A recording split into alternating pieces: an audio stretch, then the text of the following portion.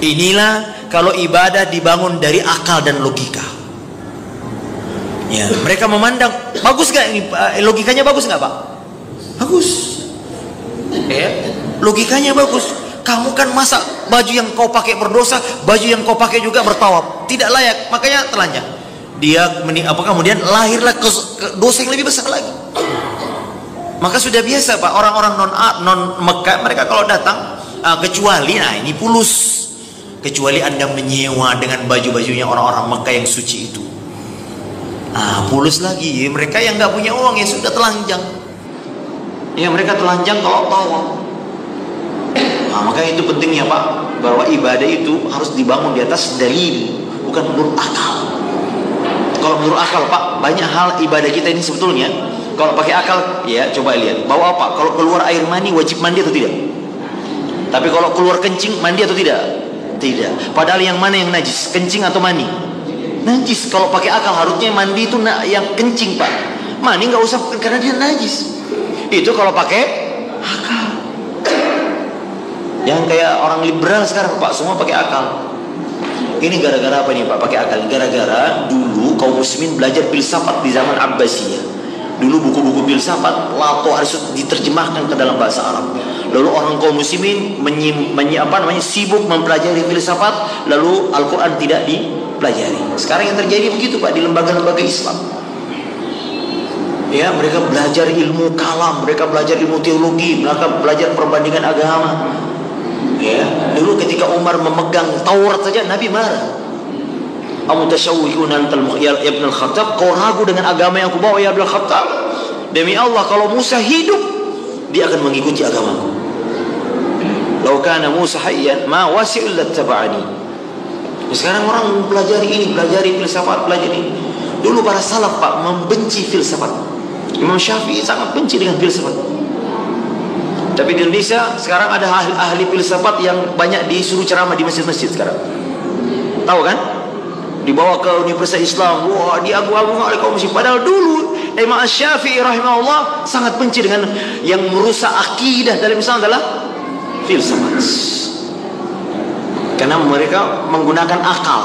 Jadi kalau nas bertentangan dengan akal, maka nas ini harus berubah. Nas yang harus menyesuaikan dengan akal. Itulah orang liberal sekarang. Ya, orang liberal sekarang. Loh, baik kita kembali tadi. Saya ngomong apa kok karena menjadi liberal? Iya, maka mereka beribadah dengan logikanya. Udah telanjang aja karena tidak layak. Nah itulah Pak. Ya, jadi jatuh kalau pakai logika jatuh dalam kesesatan yang lebih besar lagi. Coba dulu ada di zaman tabi'in. Ada kelompok muslim di Basrah yang di Irak lah ya. Mereka berzikir berjamaah. Hallelujah, hallelujah, sabbihumia. Ayo bertasbih 100 nih. Abdurrahman bin Auf, Abdullah bin Mas'ud mengingkari. Dari mana kau dapatkan ini? Kami sahabatnya masih hidup. Kenapa kau tidak tanya? Ma asra halakatikum. Alangkah cepatnya kalian binasa dari agamanya Muhammad. Nah, sahabatnya masih hidup, rumahnya masih ada. Ngil mereka Pak. Ngil, dia bilang kami kan maunya niatnya baik. Ya Abdurrahman, kata Abdurrahman, kami muridin la yusib. Betapa banyak orang berniat baik tapi tidak dapat apa-apa. Apa yang terjadi Pak? Mereka terjatuh kepada bid'ah yang lebih besar lagi. Mereka bergabung dengan kelompok Haruri, Khawarij yang mengkafirkan orang-orang mukmin yang berdosa. Ada kampung namanya Haruri, mereka masuk di situ. Tadinya hanya bid'ah ringan, bid'ah amali. Ya, lalu kemudian kenapa? Karena mereka pakai akal, ini kan baik, ini kan baik. Akhirnya apa? Jatuh kepada firqah yang paling sesat, yaitu apa? Khawarij. Yang ini yang membunuh Ali bin Abu Thalib, ini yang membunuh Utsman bin Affan. Maka hati-hati Pak, beribadah pakai akal. Ya, ibadah ini adalah berdasarkan dalil ya. Qala Allah wa qala Rasulullah SAW. Sebelum lanjut, ayo subscribe dulu. Yang subscribe rezekinya dilancarkan setiap hari dan masuk surga sekeluarga. Tentang agama, maka dari dulu agama itu senantiasa merangsang akal manusia untuk bisa membuktikan adanya Tuhan. Jadi kalau kita bicara tentang agama yang benar ya, agama yang benar itu adalah agama yang dari dulu memang merangsang manusia untuk berpikir, memang mengajak manusia untuk menggunakan akalnya. Karena kalau tidak menggunakan akalnya, manusia ini pasti akan berbuat satu kerusakan. Karena gini, kalau kita bicara tentang hewan, hewan salah itu wajar karena dia nggak punya akal. Kalau seandainya kucing lagi lapar, lalu ada ikan asin, ya akan diambil. Dia nggak akan nanya ini punya siapa.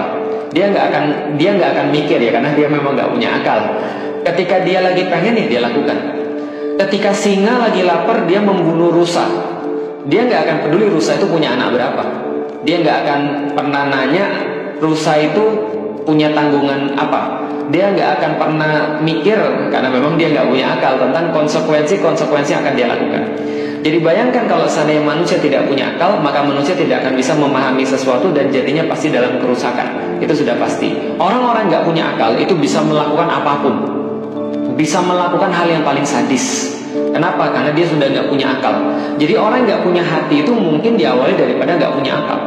Karena dia sudah nggak bisa lagi membedakan segala sesuatu dengan akalnya tadi.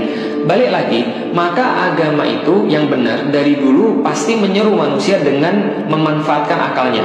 Pasti menyeru manusia untuk merangsang akalnya agar bisa digunakan untuk bisa menemukan satu prinsip hidup yang paling utama. Menyadari satu hal yang sangat jelas. Apa hal yang sangat jelas? Keberadaan Tuhan di balik semua ini. Maka agama-agama apapun dari dulu, kalau misalnya itu adalah benar, dalam arti memang benar-benar agamanya disampaikan apa adanya, itu pasti agama yang senantiasa mengajak manusia untuk berpikir. Kalau sekarang ada agama-agama misalnya yang melarang manusia untuk berpikir, berarti sudah tidak fitrah lagi, bukan agama yang original lagi. Kenapa? Karena kalau kita tahu dan kita baca sejarah, seluruh agama itu pasti ngajak manusia untuk berpikir, karena berpikir itulah yang membedakan antara manusia dan hewan. Maka manusia suruh mikir, hewan gak pernah disuruh mikir, karena memang gak bisa. Maka hewan tidak perlu untuk berpikir agar dia bisa menyembah Allah Subhanahu wa Ta'ala. Mereka bertasbih senantiasa. Burung-burung bertasbih, maka kemudian gunung-gunung bertasbih, pohon-pohon bertasbih pada Allah dengan cara-caranya sendiri. Sabbaha lillahi ma fis samawati wa ma fil ard di dalam Al-Qur'an. Artinya yang disuruh untuk beriman cuma mereka yang punya akal. Karena iman ini adalah konsekuensi orang-orang yang menggunakan akal. Siapa yang disuruh untuk beriman? Cuma dua. Wa ma khalaqtul jinna wal insa illa liya'budun. Maka tidak kami ciptakan jin dan manusia kecuali untuk beribadah kepada kami, kepada Allah Subhanahu wa Ta'ala. Maka yang tidak punya akal tidak disuruh untuk melakukan proses untuk menyembah Allah secara dengan menggunakan akalnya, dengan imannya. Malaikat-malaikat misalnya, malaikat-malaikat itu tidak diciptakan kadar di dalam mereka akal, sehingga mereka tidak diperintahkan untuk memikirkan tentang apapun yang ada di langit dan bumi untuk bisa menyembah Allah.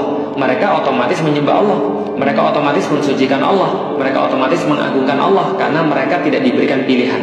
Tapi jin dan manusia diberikan pilihan dengan akalnya. Maka agama apapun, balik lagi saya sampaikan, menyuruh manusia untuk berpikir, untuk bisa mendapatkan alasan untuk bisa menyadari keberadaan Allah. Jadi manusia itu disuruh pikir, disuruh untuk menggunakan akal agar bisa mencapai keberadaan Allah. Sebaliknya artinya, kalau dia tidak menggunakan akalnya, maka dia pasti tidak bisa menyadari keberadaan Allah, eksistensinya Allah. Karena itulah orang-orang yang tidak bisa menggunakan akalnya dikatakan dari dulu orang-orang yang menutup dirinya